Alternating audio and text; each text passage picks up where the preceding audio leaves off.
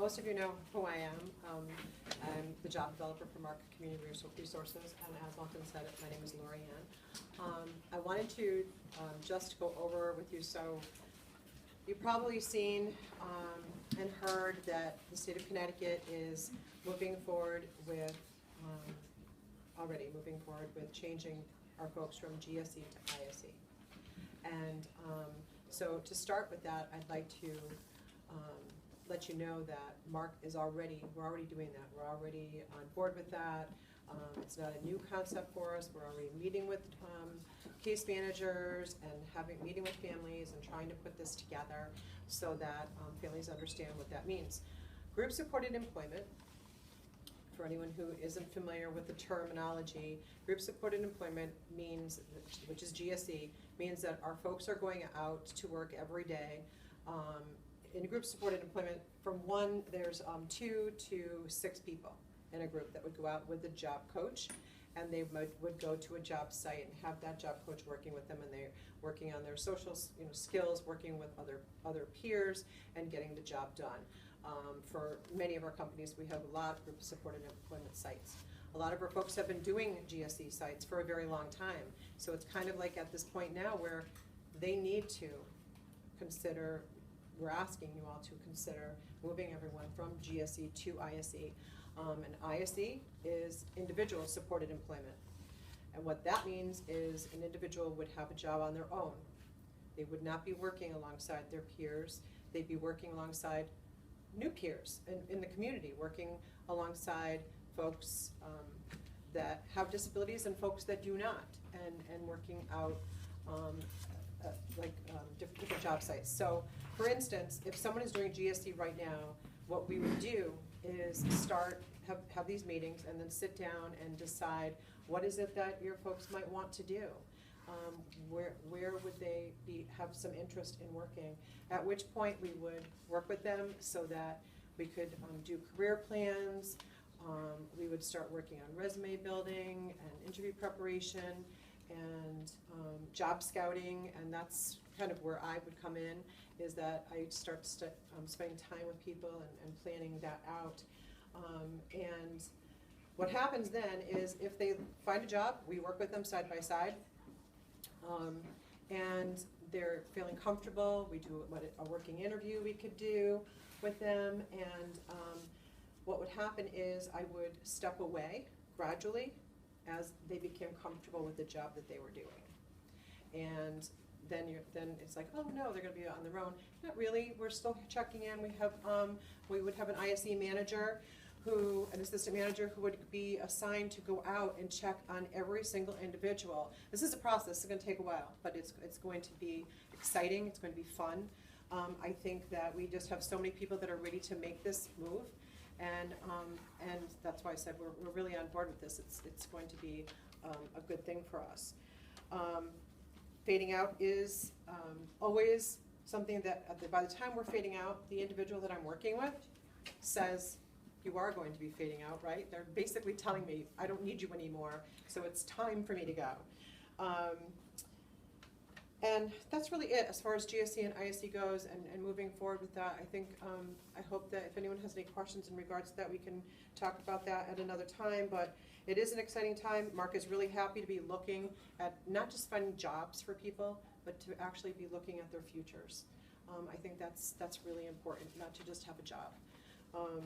And then there's one more big piece that we're working on with employment, with the future of employment, and that's transition. I'd like to just read this description to you because it's important that I have this correct. The goal of the transition program, our goal, is to help individuals to develop the needed employment skills and the experience so that they can obtain independent employment in the community within 3 years' time and transfer to ISD services.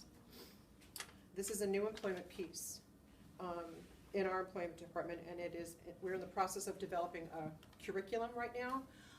So it's myself and the 2 case managers, our director, Donna. Transportation, it has a piece in this also because that's important if we're going to be transitioning people, getting them jobs, getting them used to going out to different kinds of jobs, and then having them turn to ISE and actually go out transportation is really important. Examples of the curriculum program would be building to teach valuable employment-related skills. Examples of this would be culinary, custodial, community outreach, manufacturing and production, work opportunities there, volunteering, politics, banking and money, insurance. The individuals in the transition program will benefit by sampling many different sites, many different types of work, so that by the time they're done, after 3 years, they have some choices. They have some valid experiences that they've gained, that they can say, you know, I did this, and I really would like to do that. Could we try that? Hence, we go back to the ISE, and that's where we would be, starting off working with them side by side, and then we would transition away and fade slowly. So that's what we're going towards, and it's exciting. I'd like to introduce Donna. She's coming up next, the Director of Employment, and she will be going over another piece. Thank you. Thanks, Lorianne. Hi, I'm Donna LaBella. I'm the Director of Day and Employment Services for MARC, and I'm going to be talking tonight about our Day Service Options Program, which I'm really glad, because I know the last couple we featured the employment, and I'm just glad tonight we're going to be talking a little bit more about what our future is and the things we'd like to do with our day service options. For example, this is one of our programs for day service options, and it's also in 421 Main Street. So I'm going to talk a little bit about what we currently offer, and then I'm going to talk about the direction that we want to go and that we're hoping to expand upon. Currently, we offer current curriculums. We have our independent living skill building classes, cooking classes, sign language classes. Some other examples of things that we do is we have people come in from the community and do art therapy. We have Music with Ralph, which is a DJ who comes in and they do karaoke. We have from a generous donation from a parent of a participant, we were able to do a really nice art program this past year that was very successful. So we have people coming into the community, but then we also go out into the community. And we go to the YMCA, to 126 Fitness, to yoga classes, the Oddfellows Playhouse, and we volunteer at a lot of different sites doing animal care and cleaning. So we're out there, you know, also kind of learning the idea of giving back to others in the community. So that's what we do now, but what we're looking to do is expand upon our community connections. And the way we're going to do that is by doing something called community mapping. We're going to take a look at the area towns and all the programs and services and social classes they have, educational, recreational, that they offer in their towns, which are our community. And what we're going to look to do is start working with them to actually take part. So if the recreation department has an exercise class on 10 o'clock on Tuesday mornings, that we go to the exercise class that they're offering, and therefore we're really integrating people. You're not just taking a class with your peers, you're taking a class with your community members. So we're going to be working on that so that everybody has the opportunity to really make connections with their community and really develop some relationships with people in their communities. The other way that we're going to be working with our communities is when we can't be out, which due to some funding resources, transportation, we can't be out every day. That's just the way it is, so we have in-house things. One of the ways we're going to be looking to make affiliations is working with area businesses to do some volunteering that we can kind of do in-house. An example is working with a business like a funeral home and having them donate to us the flowers that they have. And then we would take them, rearrange them, put them in different, holders, and then go out to area nursing homes and give them to individuals that are living in those nursing homes. So that we're doing stuff where you're getting the sense of giving back to others. There's a purpose to giving back to others. and building more networks with the community. The other area that we want to build more on is our curriculums. We've realized and we've heard from parents that some of our stuff isn't hitting on what their loved one needs. And so we're looking to build and broaden the curriculums of what we offer. So right now we offer cooking classes, but we're looking to expand that to be, cooking classes with safety. Kitchen safety is a whole curriculum of its own. Prepping is a whole curriculum of its own. Entry-level cooking versus, a more experienced cooking class. And the same with the types of skills we have for reading and writing and time telling and everyday living skills. We're looking to broaden it so that we have the right types of things, people that are working on for everybody in our programs.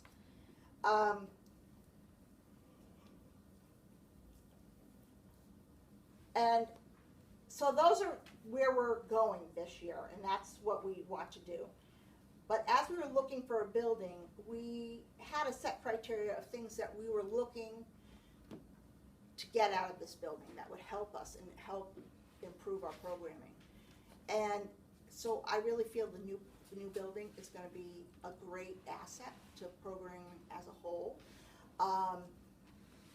We are going to have rooms that are set up almost like classrooms where there's 10 to 12 individuals in that room that are grouped based on their interests, skills, and abilities. And they'll have 2 staff members, and they'll work on things that are, again, more based on their skills and abilities and interests. And then they'll rotate through doing different things throughout the day. Or maybe we'll do some things in the morning in-house, and then we'll go out in the community for the afternoon. So that's just another area that I want to talk about because I think the building is really going to be an asset. We're going to have, we have allotted spaces for an art room, for a sensory room, for a computer lab, even a gym, really. And so with those, it's going to be kind of phase 2. Because we have to do some fundraising to get those up and running. But it's good because we're going to have the areas so that we can utilize them in the future. So really, that's it. And I just wanted to point out, if anybody, we handed out the contact information. If anybody needs anything, they can call me, and I'll be happy to talk to you. So I'd like to introduce Linda Iovanna. She'll be speaking with us next. Thank you, Donna. So hi, everybody. I think I've met just about everybody here at one of our forums or a meeting or a phone call or something. I'm Linda Iovanna. I'm the president and CEO. So thank you all for taking the time to come on this very warm winter evening. So my charge tonight is to talk about the new building and kind of tell you the timeline and where we're going. But I just wanted to comment on a couple of things that Donna and Lori Ann had spoken about. We went to a statewide DDS mandatory meeting up at Rentschler Field. And they basically took the providers and they divided us into 2 rooms. And they said the people who are a little bit more advanced go on in here, and the people who are still doing sub-minimum wage, you go on in here. We are still a sub-minimum wage organization. We are being encouraged strongly to eliminate the sub-minimum wage. There's a lot of people who believe in that, and there's a lot of people who disagree with that. And whichever side of the fence that you're on, that is not our debate tonight. But it's something that we really don't have an awful lot of choice in. We're being directed to move in a direction where our GSE sites need to become competitive wage GSE sites, which makes it a whole lot harder for us to be able to provide that service. So when we're trying to find employment opportunities, we're trying to find a place where maybe we take a group of 3 people or 4 people or 5 people where a business is willing to pay a competitive wage to each person on that crew. So DDS, in their infinite wisdom, has established this transition program. So somebody's coming out of school, they're basically looked at as where are they on their, on what they want to do, what they can do, and here's your choices. Your choices are to go, if you're like very high functioning and you can go into independent employment, you're gonna go with BRS and they're gonna get you a job and life's gonna be fabulous. Otherwise, you can come to an organization like MARC of your choosing, right? And you can go into an ISE program where you're working toward independent supported employment, where we'll always have our hands kind of in the pot. We'll pull off, we'll come back in as we're needed, so it's kind of like an adjusting thing. Or go into the transition program. And they describe the transition program, but really what the charge under the transition program is to be in the community, to have internships, volunteer sites, and job shadow. And it's supposed to be maybe you're 3 months here, maybe you're 3 months here, maybe you're 3 months here. We're developing that program. As you can imagine, it takes a lot of work and a lot of effort. So when we were devising what do we want in our new building, we had these kinds of things in mind because the physical layout of where we are now really doesn't necessarily facilitate our ability to do much more than large groups. So we, I don't know if anybody's taken a drive by, but it's 25 Industrial Park Road. We all familiar with the area? It's a beautifully landscaped building. It's one level. It has a driveway where you can come through and there'll be drop-offs so that everyone entering the building, there's a ramp there. So families, visitors, individuals, served, staff will all be entering through the same ramped entrance. And you guys have heard me talk about our inability to capture attendance time in and time out. It's been a nightmare for us in our ability to bill where we feel confident that if we're DSS audited, that we're able to prove what we're doing when we say we're doing it. So it'll solve that problem. We have large open spaces that we're going to be building the classrooms that Donna was talking about, and we're able to kind of put employment services over in this corner, and then we have day services over here, but day services with this group and this group is separated a little bit. Maybe we have some people who have a little bit more behavioral issues. They need a little quieter space. So we're going to be able to accommodate those needs and really kind of cater the design of the building and the layout of the space to those needs. There'll be areas for managers to have offices. Like right now we have at 124, nobody's actually visited us recently, but we have a couple of interns at the top of the stairs. There's a big long table and they're like sharing the table. We have people in Maria's office working. People are moving around their laptops. They're working in the boardroom. So I mean, I guess it's a good thing we're growing, but it'll give us not only more program space, but it'll give us more office space as well. We actually have phase 1, we have phase 2, and we have phase 3. There's an area where we hope to build into a gym. One of our board members really wants to see us have a gym so that people can get physical exercise in the middle of the winter. That's something that offers opportunities for people of all abilities. We want to have a commercial kitchen. We want to have a great room where we can do conferences, where we can do dances, where we can do in-house sporting events on the weekends, maybe have a weekend program, a recreational respite program. So there's a lot of different things that we want to do, and I'm asking you guys to get involved with us and join our building committee, because there's a lot that you know about what I should be thinking about in this new building that I don't know. So our first meeting is the 6th at 4:30? 4:30? 4 o'clock, I 4:30. 4:30. 4:30 a.m. according to this. But I think that's right. If you're interested, shoot me an email. If you don't have my email, call the main phone at 124. I'm extension 212, and let me know that you'd like to participate in it. Our original, our first meeting will really kind of be, and it's going to be at the building. If you're coming, bring your lawn chair. There's no furniture in there yet. We'll do kind of tour. I'll share the architectural drawings, kind of let you know what the layout is. We're starting a list of things to consider, so to speak. Like each time we go, somebody will say, "Oh, don't forget we need to do this or that," or "Don't forget this," or "We need this color."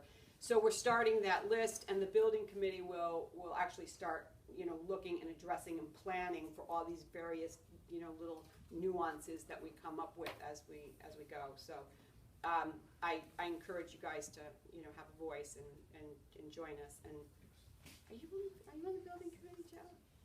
I'm going to the meeting. He's going to the meeting. He's going to the meeting. We have Joe on on a lot of different committees.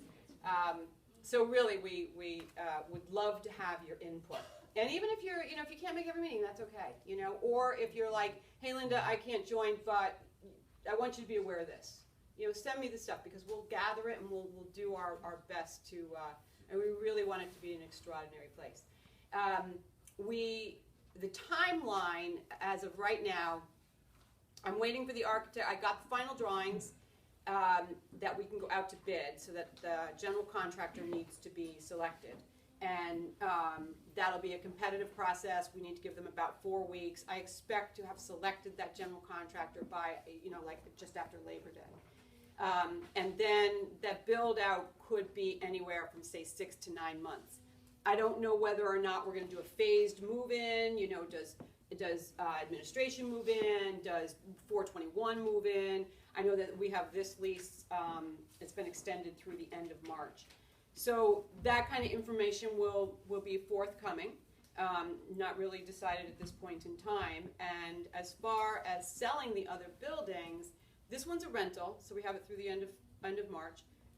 124 Washington Street, haven't really had a lot of interest. We're kind of hoping something shakes out. 421, we've had a lot of interest, but as you all know, the building's taken a beating. So we have a few parties with some interesting conversations going. There's a lot of activity. We're hoping something shakes out soon.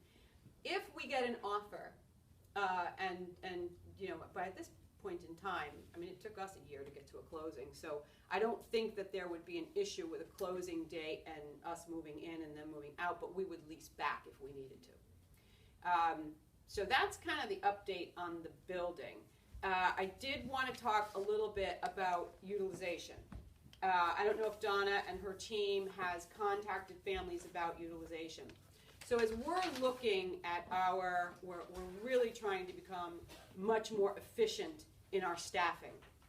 And we're developing, I have one intern who's kind of working on an automated Excel file that will help us to, so if these are the individuals in our program, these are our level of needs, this is the staffing that we're required to have in order for the people in our program, so that we can budget accordingly, and then either move staff into other positions, or maybe we have per diems and we call them as they're needed, or we hire less people, more people, et cetera, so on and so forth. You get the picture. We really need to have a good handle on our utilization. So in talking to our contacts at DDS, what is the expectation for attendance at program?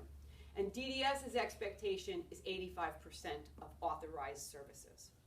So if you're using less than 85% of authorized services, we will probably be giving you a phone call.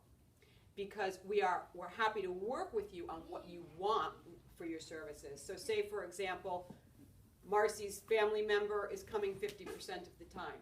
And I call Marcy and I have a conversation. You're coming 50% of the time. I'm staffing you for, I'm staffing you for being here 85% of the time. I'm paying for a staff person and we're not utilizing that staff person.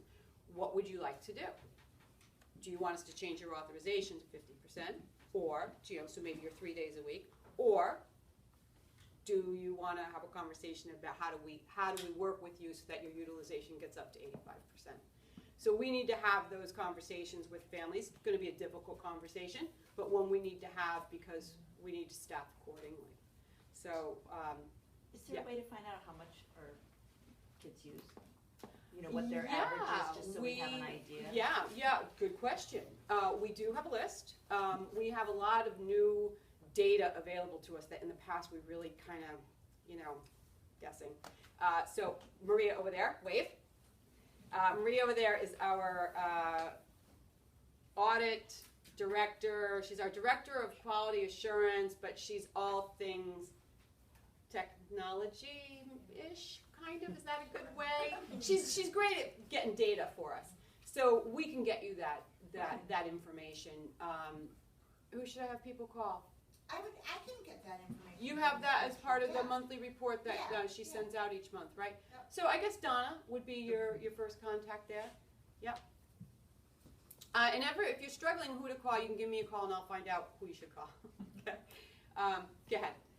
Do vacations, time that they're on vacation and stuff, does that count in the 80%? You know, we know that holidays, you know, people are going away around Christmas time, people are going to take a vacation in the summertime, you know, that's normal and expected. Okay. You know, I think if you're gone for 3 months, you know, then we gotta figure that out. It's just in Australia. Well, yeah. But you know, there are ways to figure that out. So we'll work with you and you know, get it so that it meets your needs.